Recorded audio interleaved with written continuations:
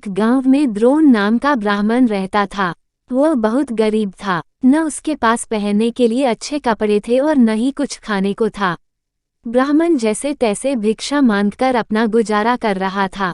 उसकी गरीबी को देखकर एक यजमान को उस पर दया आ गई। उसने द्रोण को बैलों का एक जोड़ा दान में दे दिया। बैलों को गोधन मानकर ब्राह्मण द्रोण उनकी सेवा पूरी लगन के साथ करने लगा।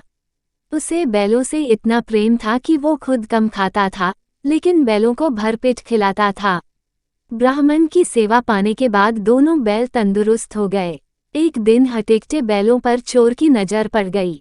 बैलों को देखते ही चोर ने मन ही मन बैलों को चुराने की योजना बना ली। योजना बनाने के बाद रात होते ही चोर ब्राह्मण के घर बैल चुराने के इरादे निकल गया। कुछ दूर चलते ही चोर का सामना एक भयानक राक्षस से हुआ। राक्षस ने चोर से पूछा, तुम इतनी रात को कहाँ जा रहे हो?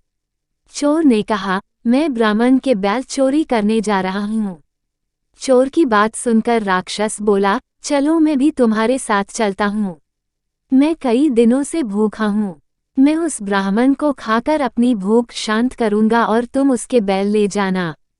चोर के मन में हुआ कि रास्ते के लिए एक साथी भी हो जाएगा, तो इसे साथ ले जाने में कोई बुराई नहीं है। ये सोचकर चोर अपने साथ राक्षस को साथ लेकर ब्राह्मण के घर पहुंचा। ब्राह्मण के घर पहुंचकर राक्षस बोला, पहले मैं ब्राह्मण को खा लेता हूँ, उसके बाद तुम बैल चुरा लेना। चोर ने कहा, नहीं, पहले मैं बैल चुराऊंगा, उसके बाद तुम ब्राह्मण को खाना। अगर तुम्हारे आक्रमण से ब्राह्मण जाग गया तो मैं बैल चुरा नहीं पाऊंगा। फिर राक्षस बोला, जब तुम बैल खोलोगे तो उसकी आवाज से भी ब्राह्मण जागकर अपनी रक्षा कर सकता है। मैं इस चक्कर में भूखा रह जाऊंगा। राक्षस और चोर दोनों इसी तरह बहस करते रहे। एक दूसरे की बात मानने को उनमें से कोई तैयार नहीं था। उसी बीच राक्षस और चोर की आवाज सुनकर ब्राह्मण जाग गया।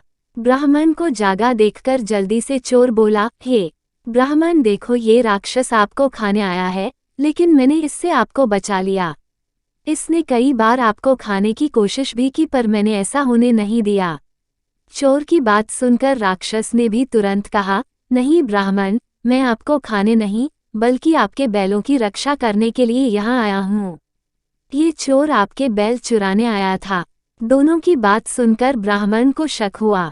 खतरे को भांपते हुए ब्राह्मण ने फटाफट डंडा उठाया और दोनों को भगा दिया। हमेशा परिस्थिति के अनुसार काम करना चाहिए, जैसे इस कहानी में ब्राह्मण ने किया। उसे चोर व राक्षस की बात सुनने के बाद अपनी आत्मरक्षा के लिए डंडा उठा लिया, जो उस परिस्थिति के लिए बिल्कुल सही था।